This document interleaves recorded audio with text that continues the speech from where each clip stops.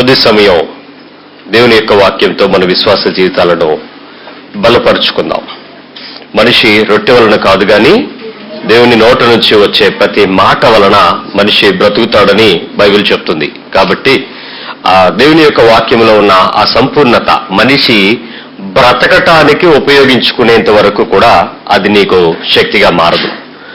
చాలా మందికి ఆహారం తింటారు, అరగదు అనే కంప్లైంట్ చెప్తారు. మరి కొంతమంది ఎంత తిన్నా మా పిల్లలు ఇలాగే ఉన్నారు అని చెప్తారు, వాళ్ళు ఎదగరు. మరి కొంతమంది ఏది తిన్నా మాకు ఇంకేదో కావాలి అనే ఆశతో అదేదో దొరకందని కొరకు ఎదురు చూస్తూ ఉంటారు. కానీ ఈ ఆహారము పరలోకం నుంచి దిగి వచ్చిన ఆహారము అది తిన్నవాడికి ఆకలి కొనడు అని చెప్తుంది బైబిల్. అంటే దేవుని యొక్క మాట ఎంత తిన్నప్పటికీ కూడా నాకు మరొకసారి తినాలి అనే కోరికను పుట్టించేదే గాని శరీరము యొక్క సంపూర్ణతలోనికి తీసుకుని వచ్చేదై ఉంది. అలాంటి దేవుని యొక్క మాట మనిషి బ్రతుకుని మరచాలి, మలచాలి. ఈరోజు మారటలేదు, మలవబడటలేదు. వింటున్నారు, శక్తి కలిగి చెవుల నిండా దురద చెవులు కలిగి వినగలుగుతున్నాం గాని చక్కటి దేవుని యొక్క పద్ధతిలోనికి మన శరీరాన్ని అభ్యాసాత్మకంగా మలుచుకోలేకపోతున్నాం. అది ప్రభు యొక్క హృదయంలో నుంచి వచ్చే ప్రతి ఘోష కూడా అదే. దేవుని యొక్క మాటను ఒకసారి గమనిద్దాం. మనం నేర్చుకుంటున్నాం, పగటికి పగలు జ్ఞానం వివరిస్తున్నాయి, రాత్రికి రాత్రి దేవుని యొక్క బోధ చేస్తా ఉంది. అయినప్పటికీ మనుషులు ప్రకృతిని చూసి చాలా విషయాలు నేర్చుకోవాలి. ప్రకృతిలో భాగంగా అనేకమైన మన చుట్టూ మన తోటి వారంగా పెట్టినటువంటి ప్రకృతి సంబంధమైన పక్షులను, జంతువులను చూసి మనం విచారణ చేసి నేర్చుకోమని చెప్తున్నటువంటి మాటలో కొన్ని విషయాలు విన్నాం. ఏమేమి విన్నాం? సింహం గురించి విన్నారా? సింహము గురించి, నీతిమంతుని యొక్క జీవితం గురించి, ఎలా అయితే అది ఆకలిగా ఉన్నప్పటికీ కూడా తన పిల్లల్ని పోషించుకోవడానికి ప్రయత్నం చేసినా దేవునిని ఆశించిన వారు లేమి లేకుండా దాని కొరకు జీవించగలరని ధైర్యంగా జీవించగాలి అని. అలాగే గొర్రెల గురించి విన్నాం, అలాగే పంది గురించి విన్నాం, మేకల గురించి విన్నాం, చీమల గురించి విన్నాం, పక్షుల గురించి గడిచిన వారం దేవుడు చాలా స్పష్టంగా మాట్లాడాడు. ఈరోజు మరికొంచెం పక్షులన్నిటిలో కన్నా ఉత్తమమైనటువంటి పక్షి గురించి నేర్చుకుందాం. యెషయా గ్రంథం 40:31, ఐజయా 40:31.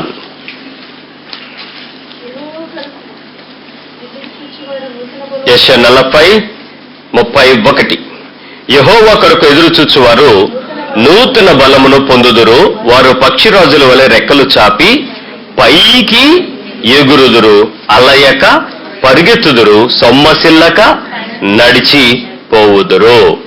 ఇక్కడ పక్షిరాజు అనే పదాన్ని మనం చదువుతున్నాం. ఈ క్రైస్తవ విశ్వాసంలో ఈ ఈగిల్ లేక ఈ పక్షి అనే విషయాన్ని ఎక్కువ సార్లు బైబిల్ ప్రస్తావించింది. ఈ లేఖనాల్లో ఉన్నటువంటి ప్రత్యక్షతను మనం గమనించినప్పుడు ఎంత ఎక్కువగా అనంటే యవ్వన కాలమునకు పక్షిరాజు యవ్వనానికి మధ్యలో ఒక లింక్ బైబిల్ వాక్యం మనకి చూపిస్తా ఉంది. ఏంటి? ఒక మనిషి బ్రతుకు దినాల్లో ఏ కాలము శ్రేష్టమైనది అనంటే యవ్వన కాలం అని ప్రజలందరూ ఒప్పుకుంటారు. యవ్వన కాలము అనగా ఏ వయసు? సుమారు మనిషి ఒక 70 సంవత్సరాలు జీవిస్తే ఏ కాలాన్ని మనం యవ్వన కాలంగా పరిగణిస్తాం? 18 సంవత్సరాల నుంచి 35 సంవత్సరాల లోపు ఉన్న కాలాన్ని మంచి యవ్వన కాలము, కాడి మోయగలిగిన, బరువులు ఎత్తుగలిగిన, పరిస్థితులను ఎదుర్కోగలిగిన, ధైర్యము, స్థిరము కలిగినటువంటి వయసులుగా మనం చూస్తాం. ఈ యవ్వన కాలము దేవునికి చాలా విలువైనది. ఈ యవ్వన కాలపు యవ్వనము ప్రతిరోజు ఏం చేస్తా ఉంటుందంటే యవ్వన కాలముల్లో అంటే ఈ 18లో బిగిన్ అయినటువంటి వయసు 35 వరకు కూడా వయసు పెరుగుతూ ఉన్న శక్తిని, సామర్థ్యాన్ని పెంచుకుంటూ వెళ్లేది యవ్వనం. అంతేగాని స్లిమ్ గా 0 సైజులో కనపడడం యవ్వనం కాదు. మనిషి జీవితంలో శక్తిని ఎంత పరిస్థితి 18th ఇయర్లోకి వచ్చినప్పుడు వ్యక్తి ఎలాగైతే తన విశ్వాసంతో తన పరిస్థితులను ఎదుర్కోవటానికి ధైర్యంగా, రోషంగా, పౌరుషంగా, బలంగా నిలబడతాడో ఇక నెక్స్ట్ అప్కమింగ్ ఇయర్స్ అన్నిట్లో కూడా ఒక్కొక్క సమస్యను ఎదుర్కోవడానికి కూడా అలా వెళ్తాడు, ఛాలెంజ్ చేయబడతాడు. అది యవ్వన కాలము ముందుకు వెళ్ళటం. మరి పక్షిరాజు యవ్వనం వలె మనిషికి యవ్వనాన్ని కొత్తదిగా చేస్తానని ఎదురు చూస్తూ నూతన బలము పొందుకుని ముందుకు వెళ్ళడం గురించి బైబిల్ చెప్తున్నటువంటి మాటను కొద్ది నిమిషాలు ధ్యానం చేద్దాం. ఈ పక్షి గురించి మనం మాట్లాడేటప్పుడు ఉన్న యానిమల్ కింగ్డమ్ లో, బర్డ్ కింగ్డమ్ లో పక్షి జాతులన్నిటిలో కూడా ఈ గ్రద్ద లేక రాబందు, వల్చర్, ఈ 3 కూడా ఒకే రకమైన పదానికి బైబిల్లో వాడబడింది. ఉదాహరణకి మనం కాకులు ఆహారాన్ని తీసుకొచ్చి వేయబడ్డాయని చెప్పాం. ఒక సేవకుడికి ఆహారం తీసుకొచ్చి ఇచ్చినటువంటి దాని గురించి, అది తెలుగు ట్రాన్స్లేషన్ లోకి వచ్చేటప్పటికి కాకులు అన్నాడు, అది ఎగ్జాక్ట్ ఇంగ్లీష్ గ్రీక్ మీనింగ్ లో వల్చర్స్ అన్నాడు, అంటే రాబందులు. అవి మరికొంచెం బలమైనవి, చాలా శక్తి కలిగి ప్రయాణం చేసేవి.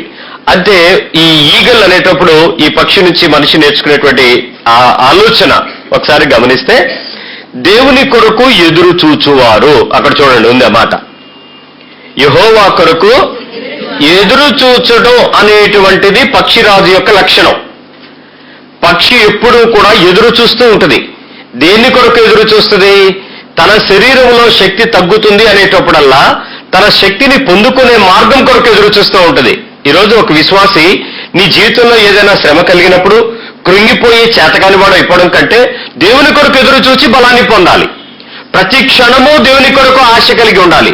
ప్రతి నిమిషము దేవుని నుంచి పొందుకునే దాని కొరకు మనిషి తృప్తి పొందించుకోవడానికి సిద్ధపడాలి. అంతేగాని దేవుని దగ్గర నుంచి కన్నా, దేవుని చేతుల్లో నుంచి కన్నా, దేవుని యొక్క మాట నుంచి కన్నా ఇంకే ప్రదేశంలో నుంచి మనిషి ఎదురు చూసినప్పటికీ కూడా నూతన బలాన్ని పొందలేడు. తన బలాన్ని తను రుజువు చేసుకోగలుగుతాడేమో గాని దేవుని బలాన్ని పొందలేడు. ఎట్లా దేవుని బలం పొందుకుంటాం?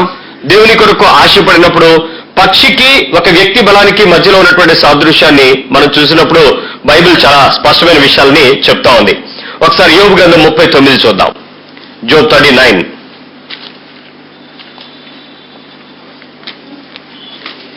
యోబు గ్రంథం 39వ అధ్యాయంలో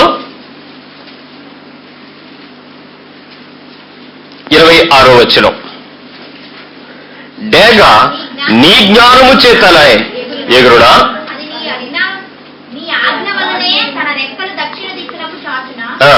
పక్షిరాజు నీ ఆజ్ఞకు లోబడి ఆకాశ వీధికి ఎక్కునా, తన గూడు ఎత్తైన చోట కట్టుకొననా, అది రాతి కొండ మీద నివసించును, కొండపేటు మీదను ఎవరునూ ఎక్కజాలని ఎత్తు చోటను గూడు కట్టుకొనును, అక్కడ నుండియే తన ఎరను వెతుకును, దాని కన్నులు దాని దూరము నుండి కనిపెట్టును, దాని పిల్లలు రక్తము పీల్చును, హతులైన వారు ఎక్కడుందరో అక్కడనే అది ఓడును. ఇది ఎంతసేపు దేని కొరకు ఎదురు చూస్తుందో చూడండి. ఈ పక్షికి ఉన్నటువంటి లక్షణము ఎదురు చూడడం, దాని ఆహారం కొరకు ఎదురు చూడడం, దాన్ని కనిపెట్టడం. ఎవరూ చూడని ప్రదేశంలోనికి అది వెళ్ళి అక్కడ గూడు కట్టుకోవటానికి ప్రయత్నం చేస్తుందట. ఆ పక్షి గురించి మాట్లాడేటప్పుడు నీ ఆజ్ఞతోనే అనేటువంటి మాట విమర్శించబడుతుంది. ఏంటంటే, మనుషులైన మీ జ్ఞానం చేత పక్షులు ఎగురుతున్నాయా, దేవుడినైనా నేను సృష్టించటం వల్ల అవి ఎగురుతున్నాయా అని అడుగుతున్నాడు. ఆ పక్షి యొక్క శరీర అమరిక చూసినప్పుడు మన ఎముకలు ఎంత బరువుగానో ఉంటాయి. వాటి ఎముకలు అంత తేలికగా, సాంద్రత తక్కువగా ఉంటాయి, బోలుగా ఉంటాయి పక్షుల ఎముకలు. అవి ఎగరడానికి కావాల్సిన ఈజీ స్టైల్లో తయారు చేయబడి ఉంటాయి. అవి దశ మార్చుకుని ఎంతో జ్ఞాపక శక్తి కలిగి అవి మీద ప్రయాణం చేస్తూ ఉంటాయి. ఈరోజు ఆ ప్రదేశంలోకి, ఎత్తైన ప్రదేశంలోకి వెళ్ళేటప్పుడు ఎవరి ఆజ్ఞ చేత, ఎవరి జ్ఞానము చేత పక్షి ఎగురుతుందట? ఈ రోజు నువ్వు దేవుని ఆజ్ఞ చేత, దేవుని యొక్క జ్ఞానము చేత నువ్వు నడిపించబడుతున్నావా? పక్షి రాజు యవ్వనము అధికమవుతుందంటే ఈ రోజు నీ బ్రతుకును కూడా అలాగే చేయాలని ఆశపడుతున్న దేవుడు ఒక పక్షిని చూపించి చెప్తున్నాడు, ఇదిగో అది నా ఆజ్ఞ తీసుకుని వెళ్తుంది, నా జ్ఞానాన్ని బట్టి అది ఎగురుతుంది. ఈరోజు సైంటిస్టులు పక్షుల మీద అనేక ప్రయత్నాలు చేసి ఆఖరిగా వాళ్ళు చెప్పింది ఏంటంటే, వాటి మెదడులో ఉన్న అయస్కాంత క్షేత్రాన్ని బట్టి ఒక దిశను గుర్తుపట్టి ఆ ప్రదేశానికి ఖచ్చితంగా పంపితే వెళ్ళిపోతున్నాయి. అవి గుడ్లు పెట్టే కాలము వాటికి అనుకూలంగా ఉన్న ప్రదేశం కాకపోతే యాత్ర చేసి కొన్ని వేల కిలోమీటర్లు ఒక భూమి యొక్క ఈ కొన నుంచి ఆ కొనకి పసిఫిక్ సముద్రం మీదుగా దాటుకుంటూ వెళ్లి అక్కడ గుడ్లు పెట్టి పిల్లలు చేసుకుని సైబీరియా పక్షులు మళ్లీ తిరిగి వెనక్కి రష్యా వెళ్ళిపోతా ఉన్నాయి. ఎక్కడో ఇక్కడ ఉన్నటువంటి పులికాట్ సరస్సుకి, చిల్కా సరస్సుకి వచ్చి ఎక్కడో చిన్న ప్రదేశంలోకి వచ్చి ఇక్కడ నుంచి మళ్ళీ తిరిగి దేన్ని బట్టినంటే పక్షికి ఇవ్వబడిన దేవుని యొక్క జ్ఞానమును బట్టి. అవి ఎప్పుడు మరిచిపోవు, అవి ఎప్పుడు కూడా దేవునిని దూరంగా వెళ్ళటానికి సొంత జ్ఞానాన్ని ఆధారం చేసుకుని నడవు.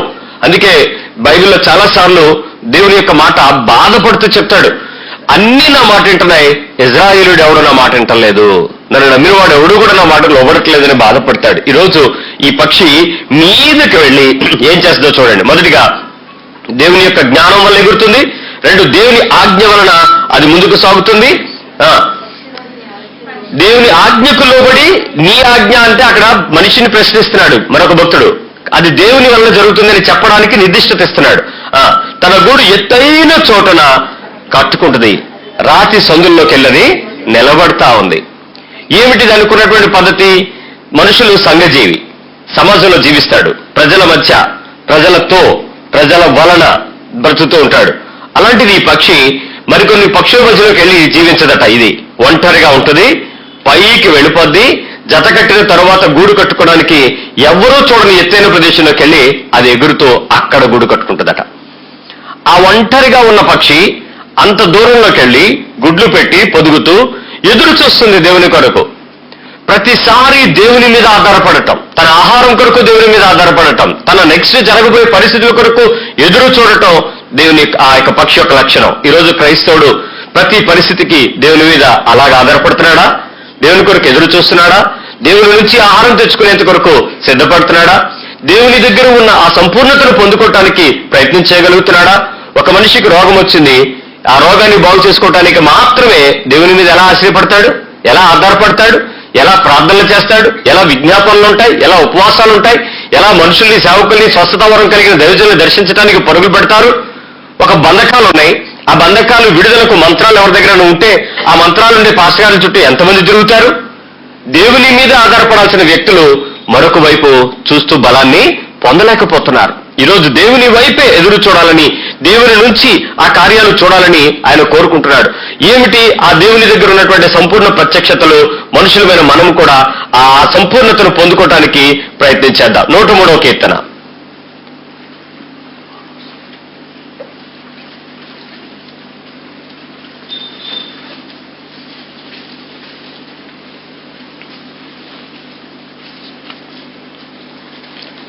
కీర్తనలో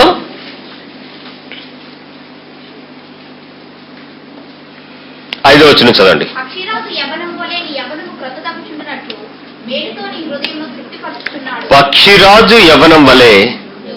మీ యవ్వనం ఏమవుతుంది? క్రొత్తగా చేస్తానంటున్నాడు. ఏమిటి ప్రతిసారి దీన్ని కొత్తగా చేస్తాను అంటే ఏదో జరుగుతుంది.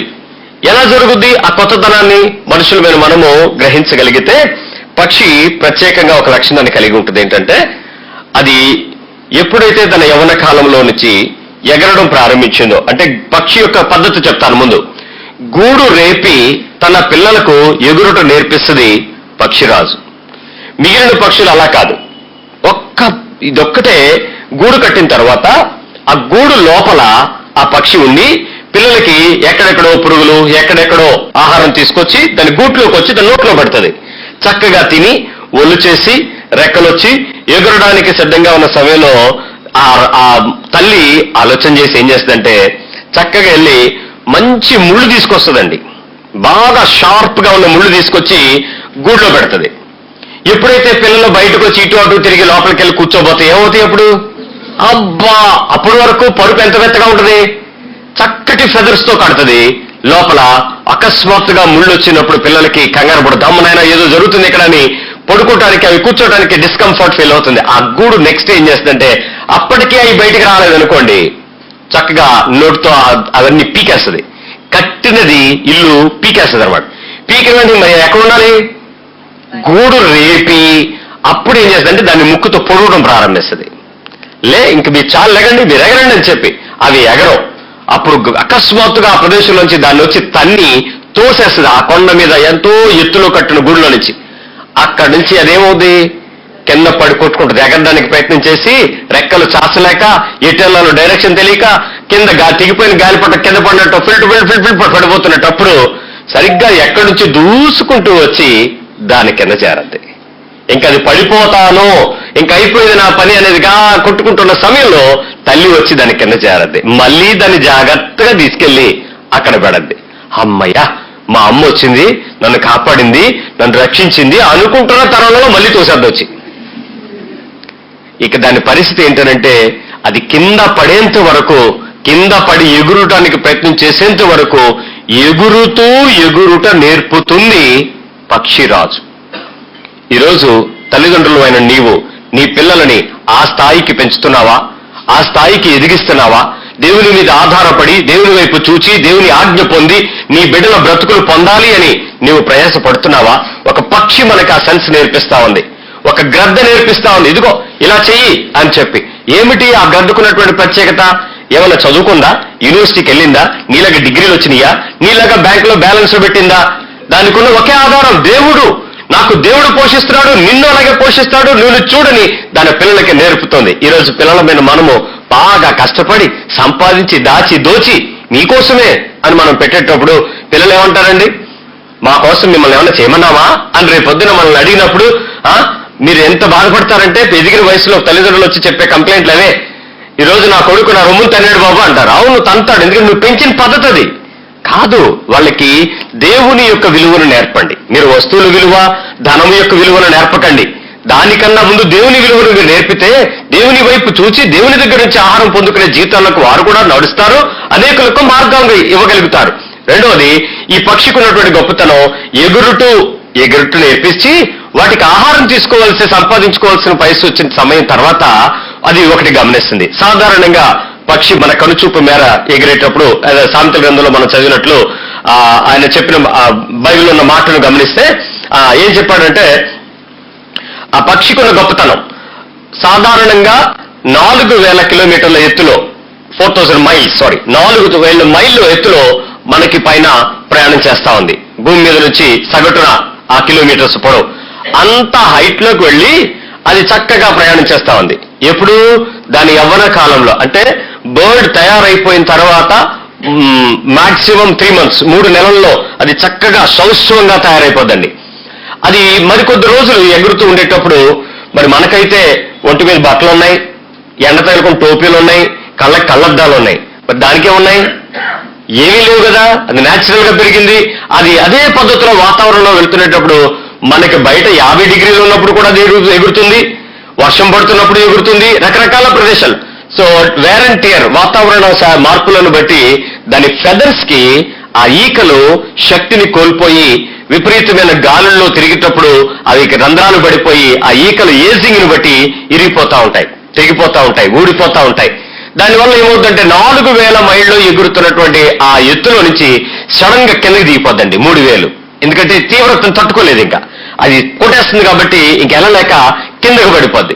ఇంకా కిందకి వెళ్లే కొద్దీ మీరు గమనించండి, గద్ద ఎగరాల్సిన ప్రదేశంలో ఎగరకపోతే కాకులు ఏం చేస్తాయి? గద్దని మీరు కళ్ళతో చూస్తూ ఉంటారు. అంటే నువ్వు చేయాల్సిన పని సరైన పద్ధతిలో చేయకపోతే నిన్ను కూడా పొడిచేవాడు ఒకడు ఉంటాడు, జాగ్రత్త అని గద్దను పొడిచేటప్పుడు కాకులు చూసి మనం నేర్చుకోవాలి. విపరీతంగా కాకులు కొట్టేస్తా ఉంటాయి వచ్చి. పాపం అది ఎంతో ప్రయత్నం చేసి స్పీడ్గా వెళ్ళి ఏ చెట్లలో దాక్కున్నా మిగిలిన 4 కాకులు వచ్చి దాన్ని పొడిచేస్తా ఉంటాయి. అంత పెద్ద గ్రద్ద ఒక చిన్న కాకుల్ని తరలేదా, పొడవలేదా? చెయ్యలేదు. ఎందుకంటే దాని పరిధి ఉత్తమమైన ప్రదేశంలో ఎదగడం, అత్యుత్తమంగా ఉండడం, దిగిపోయి దిగజారికుండా జీవించటం దానికి దేవుడు నేర్పాడు. దేవుని ఆజ్ఞది కాబట్టి దాన్ని దాటి కిందకు వస్తే శోధించబడుతుంది. ఆ పైకి వెళ్ళేటప్పుడు ఏం చేస్తుందంటే తెల్లి చాలా జాగ్రత్తగా కొండపేట సందుల్లోకి వెళ్ళిపోయి ఒంటరిగా వెళ్ళిపోద్దండి.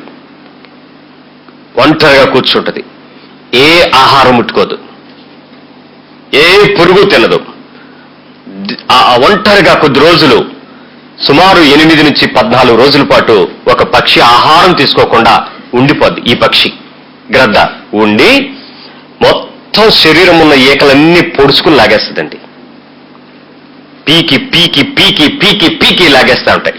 నేను మా మేడ మీద ఆ బజ్జరీస్ చిన్న పిట్టలు పెంచినప్పుడు నేను గమనించాను. అందరూ వచ్చి లవ్ బోర్డ్స్ అన్నారు. అంటే ఏంటి అని అడిగితే ప్రేమ పక్షులు అంట. నేను చూశాను, ప్రేమ పక్షుల అంటే ఏంటి? ఈ రెండుకి పక్షులకి ప్రేమ తెలుసా ప్రభు అని అడిగితే బైబిల్ ఎక్కడ రాయలేదు. మనుషులకే ఇచ్చాడు ఆ ప్రేమ, జంతువులకి పక్షులకి ఆ ప్రేమ లేదు. అయితే ఏమిటా రెండు చాలా లుకలుకలాడుకున్నట్టు మూతు పెట్టేసుకున్నట్టు పక్కన ఉండిపోతే అది చూస్తూ ఏదేదో తన్మయమైపోయి ఫోటోలు కవితలు. అప్పుడు గమనించింది ఏంటంటే ఒక పక్షి తన ముక్కు మీద ఉన్నది చేతులతో వేళ్లతో కాళ్ళతో కొంత పార్టే క్లీన్ చేసుకోగలదు. అప్పుడు పక్క పక్షి ఏం చేస్తుందంటే నేను నీ ముక్కు మీద తుడుస్తాను, నువ్వు నా ముక్కు మీద తుడు అంటది. అది గోకి దానివన్నీ శుభ్రం చేస్తా, ఇది వెళ్ళి పక్కదాన్ని శుభ్రం చేస్తా. మనకు అది ఎలా కనపడింది భాష? స్వార్థపరుడు దేనికైనా మార్చేసుకుంటాడు మనిషి. అంతా ఉంటే నేను చూస్తాను, ఏమీ లేవు. ఎన్నో పక్షులు ఉండేవి నా దగ్గర నుంచి 100 పక్షులు పైన ఉన్నాయి. అవన్నిటినీ పరిశీలించినప్పుడు అర్థమైంది ఇది కాదు. ఈరోజు ఈ పక్షి ఏం చేస్తుందో తెలుసా? పక్కదాని వీకలన్నీ పీకేస్తా ఉంటుంది. కొన్నిసార్లు అవి అందరి ప్రదేశాల్లో పక్క బర్డ్ పీకేస్తూ ఉంటుంది. అలాంటిది గ్రద్ద వెళ్ళి తాను పీకేసుకుంటుందండి. మొత్తం పీకేసుకుని రక్తపు మాంసపు ముద్దగా మారిపోద్ది ఉపవాసంతో. శరీరం అంతా రక్కుకుపోయి బలవంతంగా పీక్కుపోయి, ఆ టైంలో ఇంకా కొన్ని ఓడనటువంటి స్ట్రాంగ్ ఈకలు కొన్ని ఉంటాయి. అప్పుడు మిగిలిన పక్షులు చూస్తాయండి, ఇదేదో ఉంది ఇక్కడ, దీని ఆహారం తిందాం అనుకున్నట్టు. దాని మీద దాడి చేసేటప్పుడు ఎగరలేక శరీరం ఎక్కడికి, మీకు తెలుసా, ఒక గద్ద అలాంటి నేకెడ్ గా తయారైన వెంటనే మిగిలిన గద్దలు వచ్చి చంపేస్తుంది దాన్ని. ఏం చేయాలి మరి? తను తాను కాపాడుకోవాలి. అందుకే బండపేటు సందుల్లో దూరుద్ది, ఎవరికి కనపడని ప్రదేశంలో చప్పుడు చేస్తే పక్షులు పట్టేస్తే లేదా. పక్షి యొక్క నిశితమైన దృష్టి ఎక్కడి నుంచి? ఆకాశంలో నుంచి ఆహారాన్ని ఎత్తుకుతాయంట. అక్కడెక్కడో చూసి మనం చిన్నప్పుడు చదువుకున్నాం, సూది ఇక్కడ ఉందనంటే ఆ గద్ద కనపడద్దంట అని చెప్పేవారు మా టీచర్. ఇప్పుడు అనుకున్నాను సూదులు పోతే గద్దలు రావాలేమో అని. అంటే ఏంటి? సునిశ్చితమైన పరిశీలన దృక్పథం దృష్టి ఆ పక్షులకు ఉన్నాయి. ఈరోజు అంత దూరం నుంచి చూడగలిగిన పక్షి వాసనను బట్టి, శబ్దాన్ని బట్టి అక్కడ ఏం జరుగుతుందో గమనిస్తుంది. కాబట్టి దొరకకుండా ఆ పక్షుల నుంచి కాపాడుకుంటూ ఉన్న శరీరంలో ఉన్న ప్రతి దాన్ని పీకేసి రెడీగా ఉంటుందండి. ఈ ఉపవాసంతో కడుపు మండుతూ ఉండగా, ఏ మాత్రం ఎవరు రాకుండా నిద్రాహారాలు లేకుండా ఎదురు చూస్తూ ఉండగా తనకున్న ఒకే ఒక ఆశ ఒకటే, దేవా, నన్ను ఈ భూమి మీద ప్రకృతి సమతుల్యానికి ముందు మానవుని కంటే ముందుగా నువ్వు నన్ను తయారు చేశావు. నన్ను నువ్వు ఎత్తైన ప్రదేశంలో ఉండమన్నావు. ఇదిగో నేను ఇన్ని రోజులు ఎగిరాను, నాకు ఇప్పుడు అవకాశం లేకపోయింది, నా రెక్కల బలం సరిపోలేదు, నేను శక్తితో ముందుకు లేవలేకపోయాను. ఇదిగో ఇప్పుడు ఏ మాత్రం ఎగరడానికి అశక్తుడని నిలబడ్డాను. ఇప్పుడు నువ్వే నా శరీరంలో నుంచి ప్రతి అవయవాన్ని అభివృద్ధి పరచాలి. ప్రతి ఒక్క రక్తపు చుక్కలో నుంచి నువ్వు ఇచ్చేటువంటి ఆ ఈకల కోసం నేను ఎదురు చూస్తున్నాను, ఆ వెంట్రుకల కొరకు ఎదురు చూస్తున్నానని కేవలము దేవుని మీద ఆధారపడద్ది. ఇప్పుడు చెప్పండి, మీరు ఒంటరిగా ఉన్నారు, తుఫాను వచ్చింది, విపరీతంగా నీళ్లు కొట్టేస్తున్నాయి, వర్షం పడిపోతుంది, ప్రభుత్వం వాళ్ళు మీతో ప్రకటన చేస్తున్నట్టు రేడియోలో వార్తలు వింటున్నారు. ఇప్పుడు మీరు సహాయం కొరకు ఎదురు చూస్తారా లేదా? ఎవరి కోసం? ఆహార పొట్లం కోసం. అడిచేది హుదూ తుఫాన్ టైంలో మనం నీళ్ల కోసం ఎదురు చూడాలా? అలాగే ఎదురు చూస్తాం కదా. ఈ పక్షి దేవుని కొరకు ఎదురు చూస్తుంది. ఇప్పుడు నాకు దిక్కు లేదు, నాకు ఆహారం లేదు, నేను బయటికి ఎగరడానికి శక్తి లేదు, నా అవయవాలు లేవు. ఇప్పుడు నా అవయవాలు ఇవ్వాల్సింది నువ్వే, నా నడకను ముందు కొనసాగించాల్సింది నువ్వే, నా పరిస్థితులను ఉద్ధరించాల్సింది నువ్వే, ఏమీ నాకు సహాయం లేదు. అప్పుడు దేవుడు ఒక పని చేస్తాడు. ఏం చేస్తాడు తెలుసా? పురుగులకు ఆజ్ఞాపిస్తాడు, మీరు వెళ్ళి ఆ బండ సందుల్లో నా గ్రద్ద ఉంది, అది నా సృష్టి, నా మీద ఆధారపడి నా కొరకు చూస్తుంది, దానికి ఆహారం అవ్వండి అని. ఎక్కడ ఎగురుకుని వచ్చి దాని గూటు దగ్గరికి వచ్చి ఆహారం పడుతుంది. ఇదంతా దేవునికి ఆ గ్రద్దకి ఉన్న లక్షణం. ఈరోజు నీ విషయంలో సింహపు పిల్లలు లేమి గొలవ అంటాడేమో గాని నన్ను ఆశ్రయించిన వారికి ఏమేలు కొదువేడున్న దేవుడు, నిన్ను పోషించటానికి ఆయన హస్తం కురచకాదని చెప్పిన దేవుడు, నీ మాట వినటానికి నా చెవులు మందం కాలేదని చెప్పిన దేవుడు నీ మొర్ర వినకుండా ఉంటాడా? నీ ప్రార్థన వినకుండా ఉంటాడా? మీరు అనేక వేల పక్షుల కంటే శ్రేష్ఠులు అని చెప్పిన దేవుడు ఆ గ్రద్ద మాట విని గ్రద్దకు నోటికి ఆహారాన్ని పంపినవాడు నీకు ఆహారాన్ని ఇవ్వలేడా? నీ పరిస్థితులను చక్కదిద్దలేడా? నీ ఇంట్లో ఉన్న స్థితిగతులన్నిటినీ పునరుద్ధాన శక్తితో మలచలేడా? నీ ఆలోచన దృక్పథాన్ని మార్చుకో, దేవుని మీద ఆశను పెంచుకో. పక్షికి ఏ అవకాశం లేదు, స్టార్ట్ అవుతుంది, ఒక్కొక్క ఈక స్టార్ట్ అవుతుంది, నెమ్మదిగా ఫెదర్తో బర్డ్ అంతా నిండుద్ది. అప్పుడు గుర్తు చేసుకుంటుంది తన తల్లి తనను ఎలా ఎగిరింపజేసిందో. ఒకప్పుడు ఎగరకుండా కంఫర్ట్ గా గూడులో ఉండి ఆనందించిన తల్లి ఆ పిల్లని ఎలా అయితే రేపి బయటకు వచ్చి ఎగురుతూ చక్కటి ఎగరడం నేర్పించేసిందో, ఇప్పుడు మళ్ళీ ఆ శక్తిని తెచ్చుకుని ఇప్పుడు సాధారణంగా ఉన్న 4000 మైళ్ళ ఎత్తులో నుంచి 5000 మైళ్ళు పైకి వెళ్ళిపోద్ది. అప్పుడు ఏమవుతుందో తెలుసా? వర్షాన్ని కురిపించే మేఘాలన్నీ కింద నుండిపోతాయి. ఎన్ని తుఫానులు వచ్చినా, ఎన్ని పిడుగులు పడినా దానికి ఏమీ ఇబ్బంది కలగదు. పక్షిరాజు మేఘాలను దాటి ఎగరడం నేర్చుకుంటుంది. దేవునికి స్తోత్రం. నీ జీవితంలో కిందను ఉండేటప్పుడు నీ మీద పడే వర్షం, తుఫాను, బండను కొట్టే ఆ రకమైనటువంటి ఆ తుఫాను వచ్చును, వరద వచ్చును, గాలి వీసను, 3 జరుగుతాయి. ఎన్ని రకాలు నీ ఇంటిని కొట్టినా నీవెప్పుడైతే దేవుని కొరకు ఎదురు చూడడం ప్రారంభిస్తావో హైమోస్ట్ ప్లేస్ కి మళ్ళీ పైకి వెళ్తావు. ఏ రకమైన పరిస్థితుల్లో కూడా సెక్యూరిటీ కోసం ఎవరిని ఆశ్రయించాల్సిన పని లేనట్లు దేవుని మీద నువ్వు స్థిరంగా ఉంటావని దేవుని యొక్క వాక్యం చెప్తుంది. కాబట్టి పక్షిరాజు యవ్వనము ఇప్పుడు ఏమైంది? ఎన్ని సంవత్సరాలు వచ్చినా అది పీకేసుకుని పైకి వెళ్ళిపోతా ఉంది. సౌదీ రాజు, ప్రస్తుతం ఉన్నటువంటి సౌదీలో ఉన్న రాజు ఒక గద్దను పెంచుతున్నాడు. ఆ గద్ద మీద చాలా రీసెర్చెస్ చేశారు. తర్వాత దాన్ని చాలా ప్రముఖులు, అదే ఆ రకమైన బ్రీడ్ వరల్డ్ లో మహా ఉంటే 4-5 ఉన్నాయట. దాన్ని రీప్రొడక్ట్ చేయడానికి రాజుగారు పర్మిషన్ ఇచ్చారు ఈ మధ్య. ఆ గద్దను తన దగ్గర ఉంచినప్పుడు దానికి ఉన్నటువంటి లక్షణం ఏంటో తెలుసా? 1,00,000 మంది ప్రజల్లో దాన్ని వదిలినా రాజు ఆయన నోటితో ఒక శబ్దం చేస్తే అది ఆయన దగ్గరికి వచ్చి వాళ్ళది డైరెక్ట్ అక్కడికి వచ్చి పావురాలు ప్రదేశాలను గుర్తుపడతాయి, తీసుకెళ్లి పంచిన ప్రదేశంలోకి వెళ్ళి ఆ వర్తమానాలు చేరవేస్తాయి. కానీ ఇది అలా కాదు, పర్సన్ ని ఐడెంటిఫై చేస్తుందట. వెళ్ళి ఇదిగో పలానా వ్యక్తి మీద ఈ బాంబు వేయని దాన్ని పంపిస్తే తిన్నకెళ్ళి బాంబు వేసి వచ్చేస్తాడు. అంత ఇంటెలిజెంట్ గ్రూప్. అందుకే అమెరికన్ పెంటగాన్ సెక్యూరిటీ సిస్టమ్ కి వాళ్ళు పెట్టుకున్నటువంటి గుర్తేంటో తెలుసా? ఈగిల్. ద సిస్టమ్ పేరు ఈగిల్. అది కాపలాలో నిద్రపోదు, ఎవరిని మెలకుగా ఉంచదు, ఏ పరిస్థితుల్లో ఉన్నా కూడా దాన్ని దాడి చేసి దాన్ని పట్టుకోవడానికి శక్తి కలిగినట్లుగా వాళ్ళు దాన్ని పెట్టుకున్నారు. ఈరోజు ఆ యవ్వన కాలం ఎప్పుడైతే పెరుగుతుందో మనిషి యొక్క యవ్వన కాలము పెరిగినట్లుగా దేవుని కొరకు ఎదురు చూడడం ద్వారా నీ జీవితంలో సమస్త పరిస్థితులు ముందుకు తీసుకెళ్లాలని ఆయన ఆశపడుతున్నాడు. ప్రకటన గ్రంథము 12వ అధ్యాయము. ప్రకటన 12. నీ బైబిల్ ఏది? లేదా బైబిల్ నీకు తేలదే? క్లబ్కి వెళ్ళినప్పుడు పట్టుకెళ్ళక్కర్లా, చర్చికి వచ్చినప్పుడు బైబిల్ పట్టు రావాలి. వినపడిందా మీకు? మిగిలిన వాళ్ళకి ప్రకటన 12:14.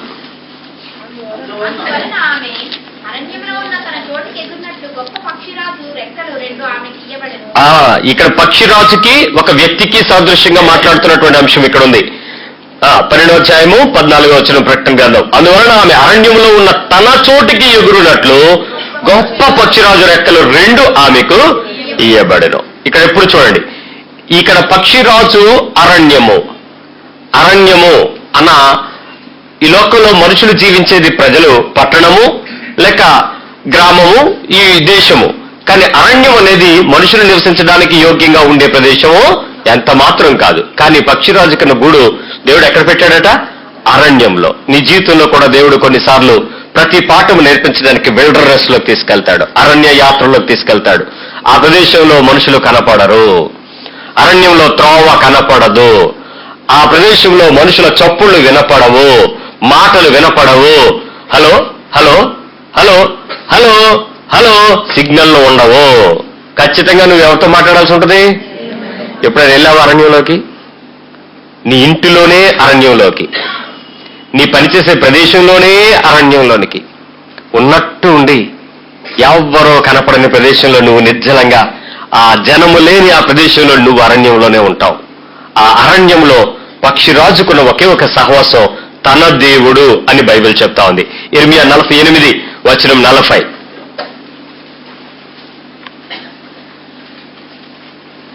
ఇర్మియా గ్రంథం 48వ అధ్యాయము 40 వచనం.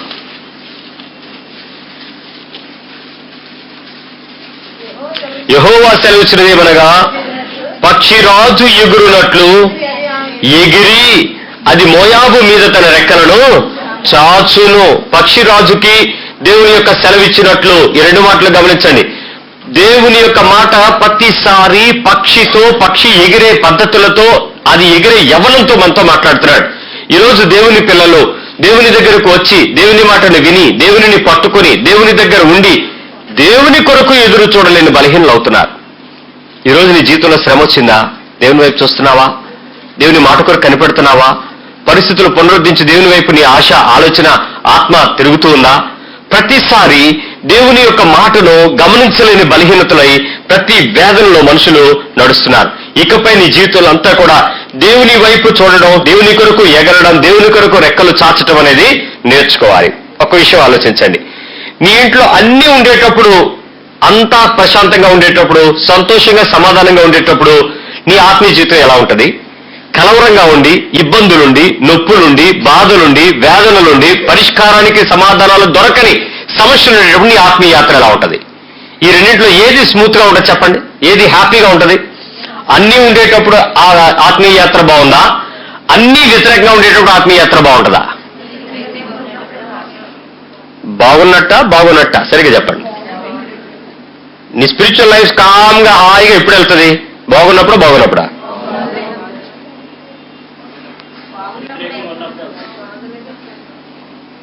కొంచెం ప్రశ్న మార్చి చెప్తాను. అన్నీ బాగున్నప్పుడు నీ ప్రార్థనా జీవితం అధికంగా ఉంటుందా? ఏమీ బాగున్నప్పుడు నీ విశ్వాస ప్రార్థన నిరీక్షణ జీవితం అధికంగా ఉంటుందా? ఇప్పుడు వచ్చింది ఆన్సర్. ఏమీ బాగోలేను. ఇప్పుడు నీకు ఏది కావాలి? నీ ఆత్మీయ యాత్రలో సంపూర్ణంగా దేవుని హస్తాన్ని చూడాలని, దేవుని వైపు ఉండాలని, దేవునితో మాట్లాడాలని, దేవుని నుంచి పొందుకోవాలని నీ హృదయం నిండా కోరుకుంటే వాళ్ళందరూ కూడా శ్రమను కోరుకోవాలి, లేక దేవుని చిత్తానుసారమైన అనుమతించబడిన ఆ పరిస్థితులను కోరుకోవాలి. కోరుకుంటాడా మనిషి? ఇప్పుడు నేను ప్రార్థన చేస్తాను, నీ శ్రమ ఈ రాత్రి తీరిపోద్దంటే ఏం చేస్తారు? అందరూ వచ్చి తీరిపోయే ప్రార్థనలు ఎలాగ చెప్పండి బాబు, తొందరగా తీసుకెళ్ళిపోతాం అంటారు. అంటే ప్రతి ఒక్కడికి దేవునితో నడక, దేవుని కొరకు ఆశ. ఈ పక్షిరాజు ఈ రోజు ఏ ఒక్క మనిషి వైపు చూడదు. ఏ మనిషి నువ్వు ఎంగిలి పెడతావా, నువ్వు బిర్యానీ పెడతావా చూడదు. అది ఆకాశంలో నుంచి చూసే తన ఆహారము దేవుని ద్వారా ఏది తయారు చేయబడిన దాని దగ్గరికి వెళ్తుంది. తన సమస్యకు పరిష్కారం దేవుడు ఎలా ఇస్తాడనే కొండపేటలో దూరిపోద్ది. ఈ రోజు నీ జీవితంలో ఏదైనా శ్రమ కలిగిందా? ఎన్ని రోజులు ఉపవాసపు గుహలో దూరావు? ఈరోజు చాలా మంది శ్రమ ఎందుకంటే శ్రమ కలిగినప్పుడే ప్రార్థన, శ్రమ కలిగినప్పుడే ఉపవాసం, శ్రమ కలిగినప్పుడే సంఘాలు, శ్రమ కలిగినప్పుడే బైబిల్ చదవడాలు, ఈ పద్ధతులు ఎందుకు వస్తున్నాయి? దేవుని కొరకు ఎదురు చూసే అనుభవం లేక సమస్యను విడిపించే పద్ధతులు చూస్తున్నారు. మీకు ఈరోజు ఒక చక్కటి చిట్టా చెప్తాను. దేవుని కొరకు ఎదురు చూడటం అంటే సమస్యకు సమాధానం కొరకు ఎదురు చూడటం కాదు, సమస్యల మధ్య దేవుని వెతకడం. పరిస్థితులు పునరుద్ధరించేటువంటి బలహీనమైన విజయాల కొరకు ఎదురు చూడటం కాదు. దేవుని కొరకు ఎదురు చూడటం అంటే పరిస్థితులు ఎలా ఉన్నా కూడా దేవా నీలో నుంచి నన్ను తప్పిపోకుండా ఉంచు అని ప్రార్థన చేయడం. ఈరోజు ఆశీర్వాదాలు, జీవితంలో పొందుకునే అనుభవాలు, వాటి మధ్య చెప్పే సాక్ష్యాలు కొరకు చూడటం కాదు దేవునితో భక్తి అంటే. ఏమీ లేకపోయినా నమ్మకమైన దేవునికి నమ్మకమైన సాక్షిగా బ్రతకడం. ఎంత నీలో నమ్మకపు పాళ్ళు ఎంత, నీలో విశ్వాసపు పరిస్థితులు ఎంత, నీలో ఆ పునరుద్ధాన శక్తి కలిగిన దేవుని వైపు చూడగలిగిన కన్నులు ఎంత, ఏ స్థాయిలో ఉన్నాయి? ఒక పక్షి తన ఆహారం కొరకు ఎవ్వరి వైపు ఆశ్రయించక, ఎవరిస్తారో మన వైపు చూడక ఆ ప్రదేశం నుంచి తన ఆహారాన్ని ఎదురు చూస్తా ఉంది. ఆ పక్షి ఒక గొప్ప అద్భుతమైన సాక్ష్యాన్ని పక్షిరాజు మనకు నేర్పిస్తాడు. ఏంటంటే, మీరు ఎప్పుడైనా టీవీల్లోనూ డిస్కవరీ ఛానల్స్లోనూ వీటిలో మీరు చూస్తూ ఉంటే అదొక అద్భుతం చేస్తుంది. విన్యాసమే. మంచి పాము, నాగుపాము, తోసిపాము, ఏదో పాము చంపేస్తుంది మనుషులు భూమి మీద ఉంటే. గ్రద్ద సీరియస్ గా పైనుంచి చూస్తుంది, దొరికిందిరా నాకు ఆహారం అనుకొని. అంత పైనుంచి వచ్చి దాన్ని 2 కాళ్ళతో ఒడిసి పట్టి దాని తలకాయని జాగ్రత్తగా పట్టుకుని, అది పొడవటానికి అవకాశం ఉండొచ్చు, అయినప్పటికీ రిస్క్ చేసి ఎక్కడికైనా పక్కన కూర్చుని తింటదా? ఏం చేస్తే తెలుసా? ఎగిరిపోద్ది పైకి. ఆ సైంటిస్ట్ దాని మీద రీసెర్చ్ చేసినాడు, చెప్తున్నాడు శోధన దానికి ఉంది, సమస్య దానికి ఉంది, అది దాన్ని పట్టుకుంటుంది. గ్రద్దెల్లి సమస్యను పట్టుకుంటుందంట, సమస్యను పట్టుకుంటుంది, శోధనను పట్టుకుంటుంది. దాని ప్రాణానికి అపాయం కలిగే పరిస్థితి ఉన్నటువంటి ఆ సందర్భాన్ని గ్రద్ద ఎల్లి కోరి దాన్ని రిస్క్ చేసింది. కానీ గ్రద్దకు దేవుడిచ్చిన జ్ఞానం ఏంటో తెలుసా? భూమి మీద ఉన్నప్పుడు మాత్రమే పాముకి తిరిగి లేచి పట్టుకునే ఆధారం దొరుకుద్దట. అందుకు అదేం చేసిందట దేవుని జ్ఞానం? సమస్యను గాలిలోకి తీసుకెళ్ళింది. దేవుని స్తోత్రం చెప్పండి. ఇప్పుడు సమస్య నీ చేతిలో ఉందా, గాలిలో ఉందా? గాలిలో ఉంటే ఎవరి దగ్గరికి వెళ్ళాలి? అప్పుడు సమస్య నిన్ను కాటు వేయకుండా ఉంటుంది. పక్షి నేర్పింది ఆ పాఠం మనకి. ఆ సైంటిస్ట్ చెప్తున్నాడు, that's the wonders of the world, this is creation of the God, it is amazing అంటాడు. ఏంటి ఆ అమేజింగ్? నిజంగా పాము కింద ఉంటే ఎలాగైనా సరే దాని తోకకి చిన్న ఆధారం దొరికినా దాని మీద లేచి నిన్ను కాటేస్తుంది. దాన్ని పూర్తిగా పట్టుకుని పైకి వెళ్ళిన తర్వాత అది మెడ తిప్పడానికి కూడా అవకాశం లేదు. దాన్ని సగంలో వదిలేసినా సరే అది గాలిలో ఉంది. తిన్నగా తీసుకెళ్లి గాలిలో నుంచి జాగ్రత్తగా తీసుకుని దాన్ని సరిగ్గా ఏ బండకు వెళ్ళి దాన్ని కొడతాడు, తప్పని వెళ్ళి బండకెళ్ళి కొడితే పాము ఏమో చెప్పండి కదా. మన పద్ధతిలో కొట్టేదానికేనో ఎగురుతూ దాన్ని కొట్టించే పద్ధతిలోనూ వెలాసిటీ స్పీడ్ ఇంక్రీజ్ అయినప్పుడు ఆటోమేటిక్ గా దాని మీద వెయిట్ పడుతుందా లేదా? పాట్మని వెళ్ళి కొడుతూ ఉంటే ఓ 2 దెబ్బలకి పాము చచ్చిపోద్దట. చక్కగా కూర్చుని సమస్యను చీల్చి దానిని ఇబ్బంది పెడుతుందని ప్రజలు అనుకుంటుంటే ఇది వెళ్ళి సమస్యను ఇబ్బంది పెడుతుందట పక్షి. నువ్వు ఎప్పుడైనా సమస్యకు ఎదురు తిరిగావా? పరిస్థితులకు ఎదురు తిరిగావా? నీ ఇంటిలో, నీ జీవితంలో, నీ కుటుంబంలో, నీ పరిస్థితుల మధ్య, నీ ఉద్యోగంలో, నీ ఆర్థికంగా, నీ ఆరోగ్యపరమైన ఏదో సమస్య వచ్చినప్పుడు దానికి ఎదురు నిలబడ్డావా? నిలిచి చూడు, దేవుని కార్యం నీ పక్షంగా జరుగుద్ది. పారిపోతే ఏమవుద్ది? పక్కకి జరిగితే ఏమవుతుంది? ఉల్లాసపు క్షణం ఏంటో తెలుసా? బలహీనుల పక్షంగా బలం ఇచ్చే దేవుని హస్తాన్ని చూడడం, దేవుని పక్షంగా ఎదురు నిలబడడం. నీ ఇంట్లో శ్రమ కలిగిందా? దేవుని సన్నిధి నీకు తోడుగా ఉంది. 91వ కీర్తన 15వ వచనంలో వాక్యం చెప్తుంది, చూడండి ఉందో. 91వ కీర్తన 15వ వచనం. అతడు నాకు మొరపెట్టిన మొర్రపెట్టగా ఉచ్చెదను, శ్రమలో నేను అతనికి తోడేంటని అతన్ని విడిపించి. ఆలోచించండి, అతన్ని విడిపిస్తున్నాడు. శ్రమను ఎవరు తీసుకుంటారు? నిన్ను సెక్యూర్ చేయాలంటే శ్రమను మరొకరు తీసుకోవాలి. ఈ రోజు నువ్వు ఆ శ్రమలో నువ్వు నిలబడతానంటేనే నీ పక్షంగా దేవుని ఆ గొప్ప కార్యం జరుగుద్ది. నీ ఇంట్లో ఎలాంటి పరిస్థితి అయినా రాలే, మరణమే సంభవించిన అంటాడు భక్తుడు. అంజూరపు పూత లేకపోయినా, ద్రాక్ష గెలలు రాకపోయినా, నా స్థానంలో పశువులు లేకపోయినా, నేను నా దేవుడిని యెహోవాను హబక్కూకు చెప్తున్నాడు అన్నమాట. ఏంటి ఆనందం? శ్రమ వస్తుంది, కరువు వస్తుంది, ఖడ్గం వస్తుంది, ఇబ్బంది వస్తుంది, ఇరుకు వస్తుంది, నొప్పి వస్తుంది, జబ్బు వస్తుంది, పరిస్థితులు అవమానమే కలుగుద్ది. అన్ని పరిస్థితుల్లో కూడా నేను నా దేవుని కొరకు నిలబడాలి, అంతేగాని పారిపోవద్దు. మనుషులను ఆశ్రయించకండి, పరుగులు పెట్టి లోకంలో ఉండేటువంటి ప్రజలను ఆశ్రయించకండి. కేవలం దేవుని ఆశ్రయించు. దేవుని బలం కొరకు ఎదురు చూడు. నీ యవ్వన కాలాన్ని దేవుడు గొప్ప చేయబోతున్నాడు. నీ శరీరము ఎగరగలిగే శక్తిని నీకు ఇస్తాడు. పరిస్థితులను దాటించి ముందుకు తీసుకెళ్లే శక్తిని ఇస్తాడు.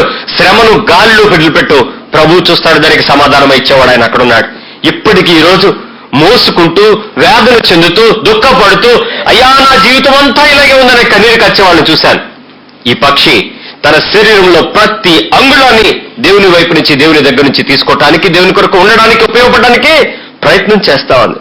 ఆయన రీసెర్చ్ చేస్తూ ఆ సైంటిస్ట్ చెప్తున్నాడు, ఈ గ్రద్ద యొక్క మరణము ఒక అద్భుతం జరుగుద్ది అన్నాడు.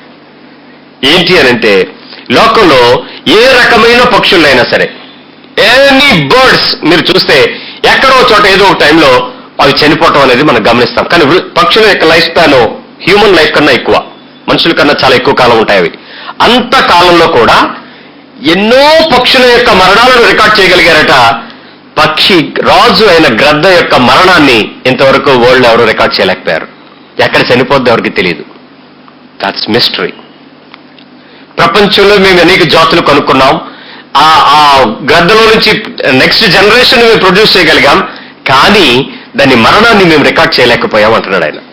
అది దేవుని కొరకు ఎదురు చూసేవాడు మరణము లేని జీవితం జీవిస్తాడు. దేవునికి స్తోత్రం. ఈ రోజు నువ్వు దేని కొరకు భయపడుతున్నావు? మరణ భయం నిన్ను తరుముతుందా? అయిపోతుందేమో, ఏమైనా అవుద్దేమో, ఇదిగో నా రోగంలో మార్పులు ఇలా జరుగుతున్నాయి, రికార్డులు ఇలా చూపిస్తున్నాయి, కాగితాలు ఇలా కనపడుతున్నాయి, ఏదో అయిపోద్ది, ఏమైనా జరిగితే ఏమిటి? నీకేమన్నా భయం ఉందా?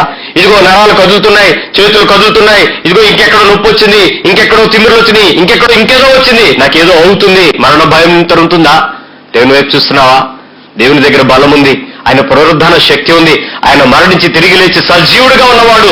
ఆ పునరుద్ధాన శక్తి వైపు నీ ఆశను, నీ కన్నులు ఎత్తుకోమని ఆయన దేవుని యొక్క మాటతో మనతో మాట్లాడుతూ ఉన్నాడు. ఒకసారి చూద్దాం.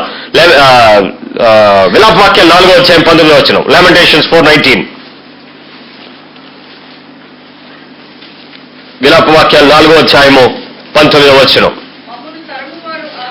మమ్మును తరుమువారు ఆకాశమున ఎగురు పక్షిరాజుల కన్నా వడిగలిగిన వారు, పర్వతముల మీద వారు మమ్మల్ని తడుగుదురు, అరణ్యమును మా కొరకు పోంచి ఉందరు. ఏమండి, ఒకవేళ గ్రద్దనే కనుక అలాంటి పరిస్థితుల్లో తరిమే పరిస్థితి వచ్చిందనుకోండి, ఆకాశమున ఎగురు పక్షిరాజుల కన్నా వడి నీ జీవితంలో ఆ రకమైన స్పీడ్, ఆ రకమైన వెలాసిటీ, తను ఎగురుతూ తన ఆహారాన్ని చూసుకుంటూ, తన సెక్యూరిటీ చూసుకుంటూ, తన బలాన్ని రుజువు చేసుకుంటూ, పరిస్థితులు అన్నిటిలో ఎదురు చూడగలిగిన ఒక చిన్న పక్షితోనే ఆ తరమే పరిస్థితులు వచ్చినప్పుడు అది దాచుకుంటదే, అది దాక్కుంటదే, అది నిలబడుతుందే, కాచుకుంటదే. నిన్ను విడిచిపెడతాడా దేవుడు? నీ పరిస్థితులు విడిచిపెడతాడా? నిన్ను ఒంటరిగా వదిలిపెడతాడన్నాడా? ఆయన నీ పక్షంగా పోరాడేవాడు. నీ సమస్యలన్నిటి గురించి నీకంటే ముందు ఆయన వేగంగా చింతించేవాడు. కాబట్టి పరిస్థితులు ఎలాంటివైనప్పటికీ కూడా నువ్వు దేవుని వైపు చూడు, దేవుని కొరకు నిలవబడు, దేవుని కొరకు తన పరిస్థితులన్నిటినీ పునరుద్ధరించగలిగిన దేవుని యొక్క కార్యాల కొరకు నువ్వు ఎప్పుడూ కూడా పెంచుకోవడానికి ప్రయత్నించాయి. ఎప్పటికీ కూడా దేవుని పక్షమైనటువంటి పరిస్థితిని ఎదురు చూడటానికి ప్రయత్నించేయండి. ఎలాగూ పక్షి దీనికి బాగా శత్రువు ఒకటి ఏంటో కూడా గమనించాలి. ఈగల్కి లేక ఈ వల్చర్, ఈ రాబందు, గ్రద్ద, డేగ, ఇవన్నీ ఒకే రకమైన జాతికి సంబంధించినట్లుగా బైబిల్ చెప్తుంది. మన తెలుగు ట్రాన్స్లేషన్ లో ఒకే మంచి ట్రాన్స్లేట్ చేయలేదు కాబట్టి అప్పుడప్పుడు ఆయా సందర్భాలలో ఉన్నటువంటి వాడుకగా తన కన్నులతో అబ్జర్వేషన్ కి తగినట్టుగా పదాలు వాడారు. ఓవరాల్ గా వాటన్నిటినీ కూడా గ్రద్ద అనొచ్చు, రాబందు అనొచ్చు, లేక డేగ అనొచ్చు, ఆ పరిస్థితులకు తగినట్లు. పక్షి యొక్క లక్షణాలు చెప్తున్నాడు, దాన్ని వివరించి మాట్లాడలే. దీని ప్రధానమైన శత్రువు కూడా ఏంటట తెలుసా? పాము, సర్పమట. ఏంటి ఈ సర్పంతో అనుకున్నటువంటి పరిస్థితి ఏంటంటే, ఎంత కొండ మీద గుడ్లు పెట్టినామండి, ఎంత ప్రదేశంలో గూడు కట్టుకునేవ్వండి, ఇది ఒక్కటే వెళ్ళగలడట. ఎవరు? మన బ్రదరు. నువ్వెంత దూరంలో ఉన్నా నీ దగ్గరికి రాగలడు. ఎందుకు? వాడి లక్షణం అది. పాకుతూ గాబరా పడకుండా సాఫ్ట్ గా చుట్టుపక్కల ఏనుగు నడిచినా కూడా పక్క నుంచి వెళ్ళిపోగలడు కదా. చాలా జాగ్రత్తగా వస్తాడు. ఏంటి ఈ పాము గురించి మనం నేర్చుకునేటువంటి అంశాలు ఏంటో కూడా చూద్దాం. దీనికి శత్రువు అది కాబట్టి. ఎక్కడ ఫస్ట్ మనకి పాము ఎక్కడ కనపడుద్ది? తీయండి ఒకసారి. ఆదికాండము 3వ అధ్యాయము 1వ వచనం. సమస్తమైన భూజంతువులలోనూ దేవుడికి పార్షాలిటీ అండి, పక్షపాతం. మానవుడికి తెలివి జ్ఞాన వివేచనలన్నీ ఇచ్చాడు కానీ యుక్తి మాత్రం ఎవరికిచ్చాడు? అమ్మమ్మ అక్కడ పెట్టేశాడట ఫస్ట్ జంతువుకి. సర్పముకి ఉన్న గొప్ప శక్తి ఏంటంటే, అందుకే బండ మీద సర్పము జాడ ఎవరైనా కనుక్కోగలడా? కనుక్కోలేడు. ఏం లేదు, బండ మీద సర్పం అంటే కంగారు పడకండి. మీరు రోడ్డు మీద మేము చూస్తుంటాం పల్లెటూళ్ళు, పాము ఇలా కనపడది, కర్ర తెచ్చుకుని ఇలా తిరిగేలోపు కనపడదు, అది అక్కడే ఉంటది. ఎంతో దూరం మనకంటే స్పీడ్గా ఎగరలేదు, పరిగెత్తలేదు, కానీ అది అక్కడక్కడే మిస్ అయిపోతే ఇక కనపడదండి. ఎతికి చుట్టుపక్కల తుప్పలన్నీ కలిపి మనం విసిగిపోయి పదండ్రా బాబు మళ్ళీ దొరికినప్పుడు వెళ్ళిపోతాం, కనిపెట్టలేమట.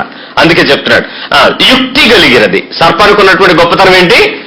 ఏమిటా యుక్తి? దానికి 2 పదాలు ఉన్నాయి. ఒకటి యుక్తి, 2 కుయుక్తి.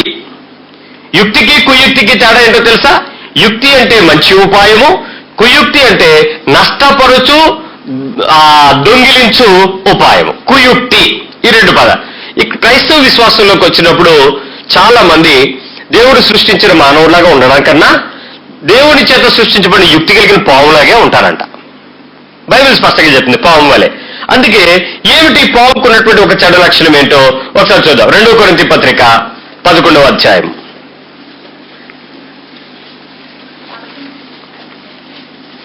2 కొరింథీ 11:13.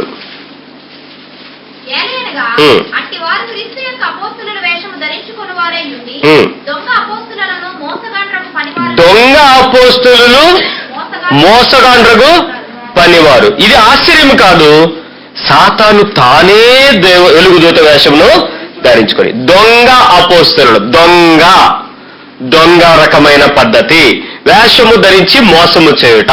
ఇది ఈ పాముకున్నటువంటి యుక్తి ఏంటంటే, it can change the shape, it can change the position. ఆ క్షణానికి అది మార్పు తెచ్చుకుని దాని జాడ ఎవరు గుర్తుపట్టకుండా చేయగలిగే లక్షణం ఒక పాముకుందంట. ఒక సహోదరు వచ్చి నాతో చెప్పింది, రాశి గారు నాకు ఈ మధ్య రోజు రాత్రి ఒక పాము వచ్చి మాట్లాడుతుందండి అంది. ఏం మాట్లాడిందమ్మా? నిన్ను, నీ ఇంటిని, నీ కుటుంబాన్ని నేను నాశనం చేయడానికి వచ్చాను, నేను దాని కొరకే తయారు చేయబడ్డాను, కాబట్టి నిన్ను మొత్తం నీ కుటుంబంలో ఉన్న వాళ్ళందరినీ నాశనం చేసేంత వరకు నేను నిద్రపోను అందంట. నువ్వేం చెప్పావమ్మా అని. ఏం చెప్పలేదు పాస్ గారు, ఎంటున్నాను అంతే అంది. మరి నువ్వు మాట్లాడాలి కదా, నేను చంపేస్తాను ఎవడని వచ్చి చంపరా నేనే వెళ్తావు, ఎవడరా చంపేవాడని అంటావు, మరి ఏదో ఒకటి అనాలి కదా. నువ్వేం అనలేదు ఏంటంటే దర్శనంలోనండి అని. అయితే దర్శనం నిజం అవ్వాలి లేదా అబద్ధం అవ్వాలి. సప్పం వచ్చి నీతో మాట్లాడుతుంది, బాగానే ఉంది. ఫస్ట్ ఎవరితో మాట్లాడింది? ఎందుకు ఎవరితో మాట్లాడింది? ఆదాంతో ఎందుకు మాట్లాడలేదు? మీరు బైబిల్ ఎక్కువ చదివేస్తారు కాబట్టి అవ్వ బలహీనమైందని చెప్పేస్తున్నారు. బైబిల్ ఎక్కువ చదివినా బైబిల్లో అదే విషయం రాయబడింది. ఎందుకంటే ఆదాము ఫస్ట్ ఎవరి మాట విన్నాడు, అందుకే ఇంకెవరి మాట వినడం. అవ్వమ్మ ఎవరి మాట ఉంది? ఆదాము మాట ఉంది, అందుకే ఎవరి మాట అయినా ఉంటది. అదే తేడా. నువ్వు మనిషిని వినడం ప్రారంభించేటప్పుడు ఇంకోటి ఎవరైనా వింటానికి ఉంటుందా? చూడలేదా? మనిషిలే లేనప్పుడు అతను ఫస్ట్ నుంచి వింటున్నాడు, నాలో నుంచి వచ్చింది కాబట్టి నేను నీ మాట వినక్కర్లేదని కూడా చెప్పేశాడు. ఇది నాదే అన్నాడు. నాలో నుంచి తీయబడింది, ఇది నాది అంతేగాని నేను నీ మాట వినక్కర్లేదు అన్నాడు. కానీ పాపం బలహీనమైన స్త్రీ ఎక్కడ పేతృపత్రికలో చెప్పాడు ఆ విషయం. ఏం చేసిందో చూడండి. ఆదాము మోసపరచలేదు కానీ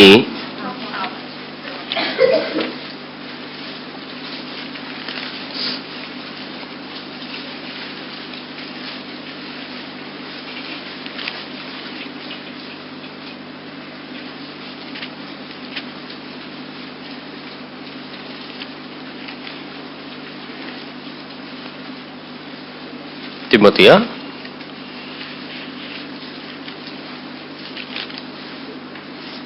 తిమోతి పత్రిక 1 తిమోతి పత్రిక 2వ అధ్యాయము 14వ వచనం.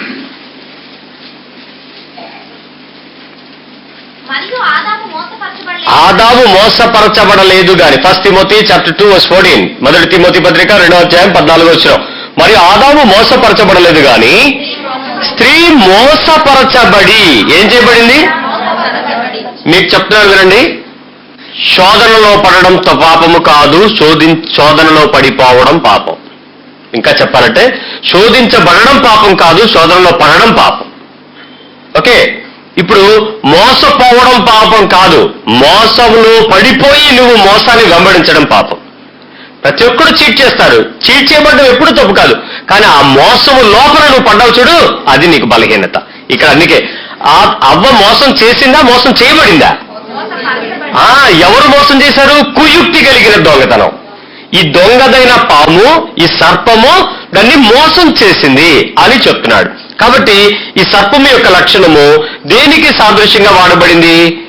అది అపవాదికి సూచనగా, సాతానుకి సూచనగా వాడబడింది. అందుకే కొంతమంది రాత్రి ఎప్పుడన్నా పగలెప్పుడన్నా చిన్న పాము ఇంట్లో దూరితే ఇల్లు ఖాళీ చేశారు. ఒక ఆవిడ ఏంటంటే సాతాను గడి మా ఇంట్లోకి వచ్చాడని, నేను ఇల్లు చూద్దామని ఇల్లు సామాన్లు ఎత్తుతున్నప్పుడు, ఏమంటే కొత్త ఇంట్లో ప్రార్థనకు రమ్మన్నారు, ఏంటి ఇల్లు మారిపోతున్నారు, సొంత ఇల్లే కదమ్మా, ఏమైంది అని అంటే అద్దెకిచ్చేసి వెళ్ళిపోతున్నామండి, సాతాను వచ్చాడు సార్ మా ఇంట్లోకి. ఇంతకీ ఎంత పెద్ద, ఎలా ఉన్నాడు, ఏంటి, ఎలా, ఏ రూపంలో వచ్చాడు? దొంగతనం జరుగుతుంది ఫ్రీక్వెంట్ గా అంటే అనుకోవచ్చు, కానీ సాతాను లోపలికి వచ్చి వెళ్ళిపోతున్నారంటే చూడాలి కదా మరి. అప్పుడు చెప్పింది, చంపేశామండి చూడండి, ఇదిగో రక్తం కక్కున్నాడండి ఇక్కడ సాతాను. రక్తం కక్కడం ఏమిటి, సాతాను ఇంట్లో రావడం ఏంటి, మీరు చంపేయడం ఏంటి? అపవాదిని బంధించే అధికారం ఎవరికి ఇవ్వబడింది? గడసర్పాన్ని ఏ క్రీస్తుకి, దేవుడు అనకండి, యేసుకే ఇవ్వబడింది. యేసు క్రీస్తుకి ఇవ్వబడింది. ఎప్పుడు ఇవ్వబడింది? రెండవ రాకడలో ముద్రలు విప్పిన తరువాత గడసర్పాన్ని 1000 ఏళ్లు బంధిస్తాడు. అది ఇంకా మన కాలం కానే కాదు, ఈలోపు నువ్వు ఇంట్లో చంపేశావు ఏంటనంటే అప్పుడు ఆవిడ చెప్పింది, పావును కొట్టేశాము చచ్చిపోయింది. ఎవరు చంపేశారంటే రక్షవడానికి. అప్పుడల్లా ఆడికొంద ధైర్యం, విశ్వాసం నీకు లేదు, నువ్వు కొంపగాడి చేసి వెళ్ళిపోతున్నావు. ఏంది సాతాను కదండి. మీ కళ్ళలో పాము వస్తే మీరందరికీ ఇదే కదా భయం. ఏమని? నాకు దర్శనం వచ్చింది పాస్టర్ గారు, హాస్పిటల్కి వెళ్ళగానే రిపోర్ట్లు మారిపోయినాయి. అప్పుడే అర్థమైంది రాత్రి పాము కనపడింది. పాము కనపడడం ఏంటి, నీ హాస్పిటల్ రిపోర్ట్లు మారడం ఏంటి, నీకు సాతాను అవడం ఏంటి? సాతానికి సాదృశ్యంగా వాడబడుతున్నటువంటి పదం ఏదో ఒకటి అనుకోవాలి కదండి.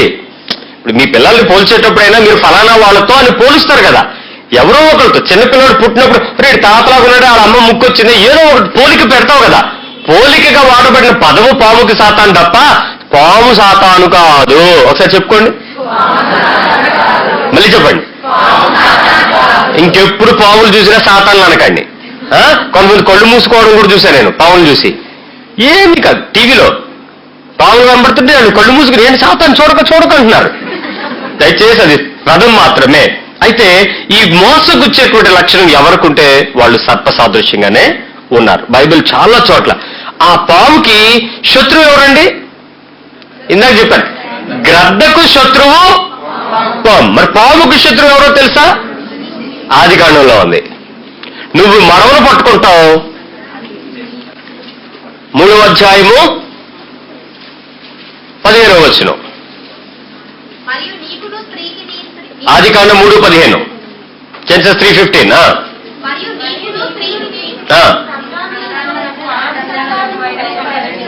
నీ సంతానమునకును, దేవుడు ఎవరికి చెప్తున్నాడు ఇప్పుడు?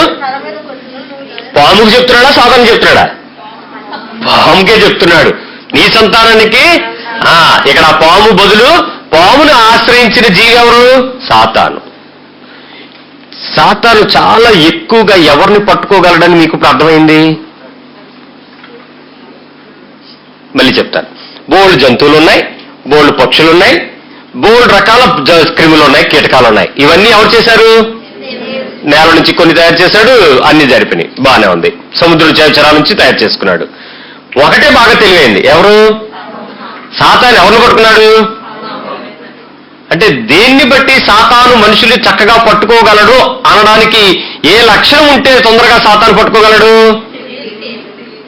యుక్తి కలిగి ఎవడైనా తెలివితేటలు అధికంగా ఉంటే ఆడు తొందరగా సాతానుచ్చులో పడతాడు. మా పిల్లడు బాగా తెలివి కలిగినోడండి, ఖచ్చితంగా వాడు సాతాను శోధనలో ఉంటాడు. చూడండి, ఏంటా సాతాను శోధన? లోకమును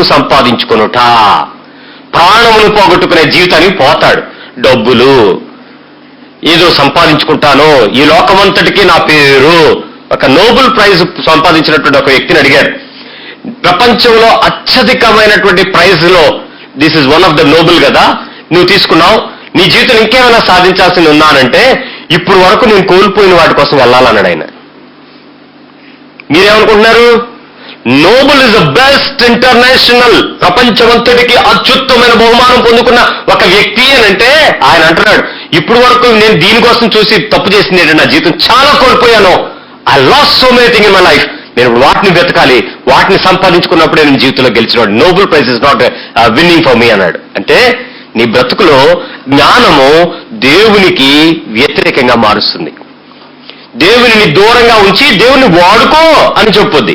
ఈరోజు ఎంతో మంది జ్ఞానములైనటువంటి మేధావులైనటువంటి వారు అనేకమైన పెద్ద పెద్ద పదవుల్లో, పరబోర్డులో, ఉద్యోగాలలో, స్థితులలో, స్థాయిలలో, అంతస్తుల్లో ఉన్నారు. వాళ్ళ దగ్గరికి వెళ్ళి దేవుడి గురించి మాట్లాడిన తెక్క తెక్క క్వశ్చన్లు వేస్తారు. ఒకసారి చాలా చీఫ్ ఆఫీసర్, చాలా ప్రముఖమైన వ్యక్తి ఒక హాస్పిటల్లో ఒక పేషెంట్ని పరామర్శించడానికి వెళ్ళినప్పుడు అక్కడికి వెళ్తే ఆయన ఏమన్నాడో తెలుసండి? దేవుడు ఆదామును తయారు చేసిన తర్వాత అవ్వను ఎందుకు తయారు చేశాడండి? అవ్వను తయారు చేశాక ఆదాము చేయొచ్చు కదా అని అడిగాడు. బైబిల్ ఏం చెప్తుంది? ఆర్గ్యుమెంటు డిబేటు చేయమందా, దాన్ని నమ్మందా? ఆయన పేరు చెప్పనా? ఇర్మియా. ఎవరు? నన్ను అడిగిన వైస్ అడ్మిరల్ జర్మియా గారు. ఆయన అంటే బుర్ర ఉందా ఆయనకి? టోపీ పెట్టేశాడు దాని మీద, తెల్ల టోపీ. లేదు, బుర్ర పోయింది, జ్ఞానం వెరితనం తీసుకెళ్లిపోయింది. లోకంలో మీ పిల్లల్ని మీరు పెంచేటప్పుడు అందుకే చెప్తున్నారు, దేవుని జ్ఞానంలో పెంచండి. లోక జ్ఞానము వెర్రితనం దేవుని దృష్టికి. లోకంలో మీరు మంచి మంచి పదవుల్లో పెట్టండి, స్కూల్లో పంపండి, కాలేజీలో పంపండి, యూనివర్సిటీలో పంపండి, ఇంకా ఇంటర్నేషనల్ స్టాండర్డ్స్ పెంచండి. But make them in the fear of the lord. బైబిల్ని బైబిల్ లాగా చూసి దాన్ని గౌరవించి ఇది దేవుని మాట అని దాన్ని శ్రద్ధగా దాన్ని తీసుకుని దాని ప్రకారం బ్రతకాలి అనే పౌరుషం వాళ్ళలో పెట్టి పంపండి. ఎక్కడికి వెళ్ళినా దేవునికి సాక్షులు అవుతారు. అంతేగాని లోకంలో జ్ఞానం సంపాదించుకొని సాతాను ఉచ్చులో పడేటువంటి వ్యక్తులుగా మారకండి. ఈరోజు ISISI అంటే ఉలిక్కి పడిపోతుంది ప్రపంచం. ఏమిటా సంస్థ? తీవ్రవాదు. ఆ తీవ్రవాద ముస్లిం మత ఛాందస సంస్థని ఎగ్జిక్యూట్ చేసినటువంటి డైరెక్టర్స్ ని వెళ్లి మాట్లాడితే they are the scholars of the world. ఈ ప్రపంచంలో ఉన్న అత్యధికమైన మేధావి వర్గం అంతా ఆ తీవ్రవాద గుంపుగా మారింది. ఎందుకు తీవ్రవాదుల్లోకి అత్యధికమైన మేధావులు బీటెక్, ఎంటెక్ పిల్లలు చదువుకుని వెళ్లి ఆ సంస్థలో చేరుతున్నారో తెలుసా? Not for the prize money. సాతాను వాళ్ళని చిక్కించుకుని మనుషులను చంపే ఆయుధాలుగా మార్చేస్తున్నాడు. కాబట్టి ఆ మడివి మీద వాడు పట్టుకుంటాడు, మనం వాడిని ఎక్కడ పెడతాం? కాళ్ళ మీద తొక్కేస్తాం. తనకు అధికారం ఇవ్వబడింది. ప్రతి ఒక్క సర్పం గురించి మనం నేర్చుకునేటప్పుడు ఒకటి విషయం మనకు చెప్పొద్దు, ఏంటంటే నేను బతుకుతాను, నేను తెలివిగా బతకగలను, నేను జ్ఞానంగా బతకగలను, కానీ లాస్ట్కి చచ్చిపోతాను. ఎవరి దగ్గర? మనుషుల చేతుల్లోనే నేను చనిపోతాను. ఈ రోజు నీ జీవితంలోనికి కళల్లో వచ్చినా, దర్శనాల్లో వచ్చినా, ఏదైనా పాము కనపడిందని నువ్వు భయపడకు, అది నీ కాళ్ళ కిందే చచ్చిపోద్ది. ఆ శ్రమ నీ కాళ్ళ దగ్గరే తొగ్గిపోతుంది. నీ ఆ వేదనంతా నీలో నుంచి తొలగిపోద్ది. కానీ ఎప్పుడూ కూడా అనవసరంగా పాములు చూసి విపరీతమైన విషయాలని మాట్లాడకండి. ప్రకటన గ్రంథం 12వ అధ్యాయము 9వ వచనం.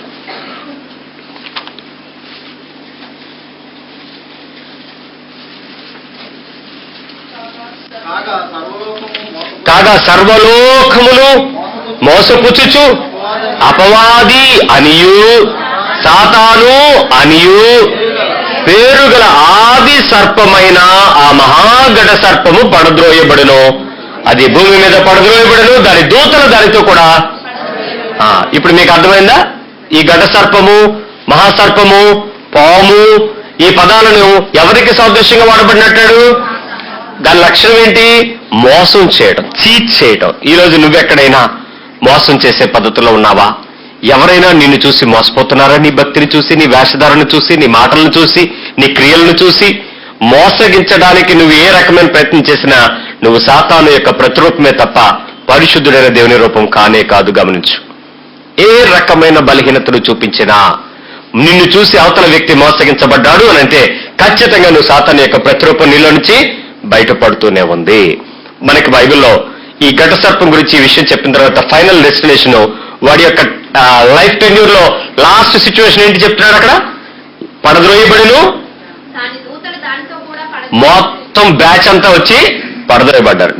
నీ కింద పడిపోతారు, వాళ్ళు పడిపోతారు, వాళ్ళు నిన్ను గెలిపించడానికి సాతాను గాడు ఓడిపోతాడు. కాబట్టి పాములు వచ్చినంత మాత్రంలో నువ్వు భయపడి ఏదో జరుగుద్ది అనుకోకు. అప్పుడు నువ్వేం చెప్పాలి? అమ్మయ్యా, రాత్రి పాము కనపడింది, ఆ శ్రమ నాకు వస్తుంది, దేవుడు నాతో ఉంటాడు, నేను గెలుస్తాను, సాతానుగాడు పడిపోతాడు, దేవుని స్తోత్రం అని చెప్పాలి. అంతేగాని పాము కనపడంగానే ఇంకే రకాల ప్రయత్నాలు మంత్రాలు ఇమ్మకండి. అయితే బైబిల్లో ఒక హెచ్చరిక యేసుక్రీస్తు వారు, అదే పౌలు వారు మనకు మాట చెప్పారు. ఏంటంటే, మిమ్మల్నట పాముల వలె వివేచన కలిగి పావురము వలె నిష్కపటంగా ఉండండి. పాముకి ఏముందంటే గొప్ప లక్షణం, కుయుక్తి కదా. అసలే దానిలో ఉన్నది తెలివైంది. ఆ తెలివి ఎలా మోసం చేయాలని వాడుతుంది, అందుకు అది కుయుక్తి కలిగింది అయింది. ఇప్పుడు దాన్ని అవ్వని మోసం చేసినప్పుడు దానికి అర్థమైంది ఏంటంటే, ఏమండి ఇక్కడ ఎవరైనా తల్లిదండ్రులు ఎవరైనా ఉన్నారా? తల్లులు పిల్లలు ఉన్నారా? మీరున్నారు కదా ఇక్కడ, ఉన్నావా? మీ అమ్మగారు వచ్చారా? ఎవరైనా ఉందా అక్కడ? మీ అమ్మగారిని చీట్ చేస్తే నువ్వు మోసపోగలవా లేదా? సింపుల్ కదండి. వాళ్ళ అమ్మగారికి తప్పు చేస్తే తప్పు చేపించావు అనుకోండి, ఆటోమేటిక్గా పిల్లలకి ఏం చెప్పుద్ది, ఇదే రైట్ అంటది ఆవిడ. తల్లి మోసపోయింది కాబట్టి నువ్వు మోసపోయి ఒప్పుకుంటుందా? నోర్వి, నువ్వు గుడ్డు వచ్చి పిల్లలకి తెచ్చినట్టుంది, నేను కదా చేసింది, బట్ ఉన్నానంట. ఇంకంతే, ఇంకేం మాట్లాడు. పిల్లలు మోసం, అవ్వమ్మను మోసం చేసినప్పుడు అపవాది యొక్క లక్షణం ఏంటో తెలుసా? నెక్స్ట్ జనరేషన్ లో వచ్చిన ప్రతి ఒక్కరు నా ఉచ్చులో పడతాడు అని వెళ్ళి అవ్వను కొట్టింది, ఆదామును పట్టుకోలేకపోయింది. ఇంకంతే, నెక్స్ట్ జనరేషన్ మనం అందరూ కూడా ఏమయ్యాం ఇప్పుడు? కుయుక్తిలోనికి మోసపోయి. వివేచన కలిగి, పాము ఎంత వివేచించిందో చూడండి. ఒక ఆదాము నిలబడ్డాడు, ఒక పక్కన అవ్వ నిలబడింది. ప్రతిరోజు వెళ్ళి, ప్రతి పూట వెళ్ళి, ప్రతి గడియలో వెళ్ళి ఆదాము వైపు చూస్తూ, ఆదాము నువ్వు దేవుని రూపంలో ఉన్నావే, బా ఏం పోలికయ్యా నీది, అసలు నువ్వు మామిడి పండు ఇలా రా అంటే మామిడి పండు నీ దగ్గర నడిచి వస్తుంది, అసలు సృష్టి మీద సమస్త అధికారం నీకు ఎలా ఇచ్చాడే దేవుడు? ఎవరు మాట్లాడుతున్నారు? స్వామి మాట్లాడుతుంది. ప్రతిరోజు డైలాగ్ కొడుతుంది. అప్పటికి అవ తయారవలే. ఆదాం అంటున్నాడు, నీ పని చూసుకో వెళ్ళి, నీకు పేరు పెట్టింది కూడా నేనే ఎలా అన్నాడు. పాముని పేరు పెట్టింది ఎవరు? నీ పేరు పెట్టింది నేనేనే, నువ్వు నా కొడుకు కూతురు అంటేనే నడవాలి. అయితే అది ఎంతో దీనంగా ప్రతిరోజు వచ్చి మిగిలిన జంతువులన్నీ ఆదాముకి మేము ఎలా సహాయపడాలని దేవుడు ఆజ్ఞాపించాడా అని ఆదాము దగ్గర ఎదురు చూస్తుంటే, ఇది వచ్చి ఆదాముకి కొంచెం జ్ఞానం ఇవ్వడానికి ప్రయత్నం చేసింది. ఆల్రెడీ ఏముందానికి? కొంచెం వివేచన, యుక్తి కొంచెం ఉంది. కొంచెం పాటలు నేర్పుతాం కదా, కొంచెం ఎక్స్ట్రా నేర్పేస్తుంది.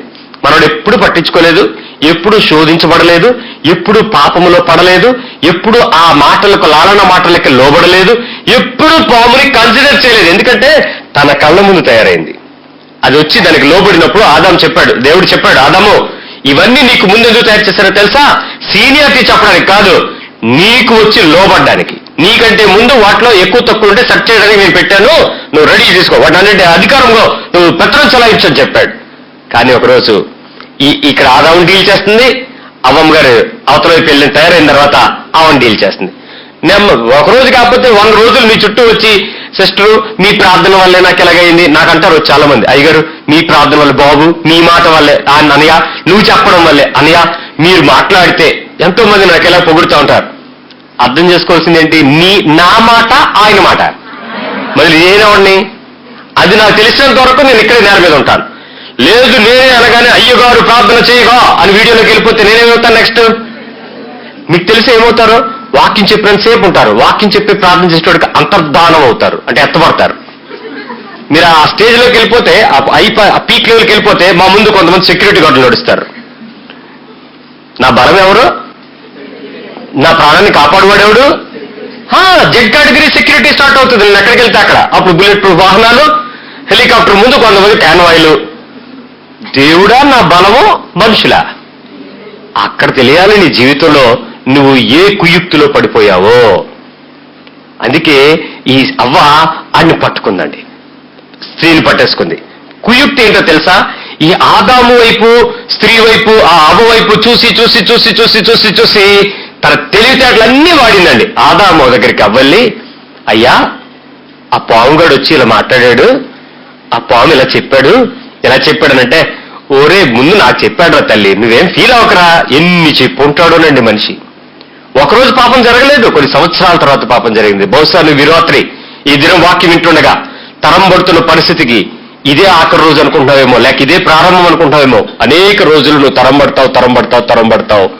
ఒకరోజు అది వివేచన కలిగి ప్రయత్నం చేసిన ఉచ్చులో నువ్వు పడతావు.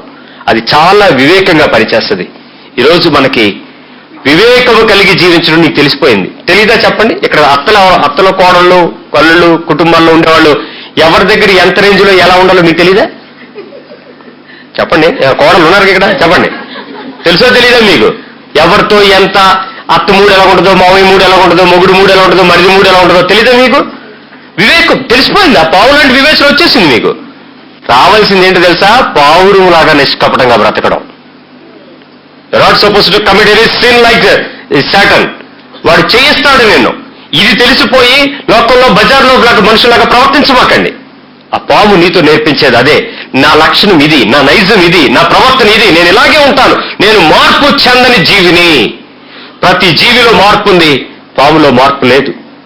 ఈరోజు దాని లక్షణం ప్రారంభించబడిన సృష్టి ప్రారంభించినప్పటి నుంచి కుయుక్తిగా ఉంది. ఈ రోజుకి అదే పని. తిరిగి ఒక రోజు నీ కాళ్ళ కిందకి, దేవుని కాళ్ళ కింద పడే రోజు వరకు కూడా దాని పని అదే. నువ్వు అలా ఉండడానికి ఇష్టపడుతున్నావా? నీలో మార్పు లేదా? నీలో ఆ కుయుక్తిలో నుంచి బయటకు వచ్చి యథార్థంగా జీవించాలనే ఆశ లేదా? నీ హృదయాన్ని సంపూర్ణంగా దేవునికి అప్పగించుకుని బ్రతకాలనే పౌరుషం లేదా? ఇదిగో సృష్టిలో నాశనానికి ఉపయోగపడింది ఒక తెలివి. ఈరోజు నీ తెలివితేటలు దేవునికి ఉపయోగపడుతున్నాయా?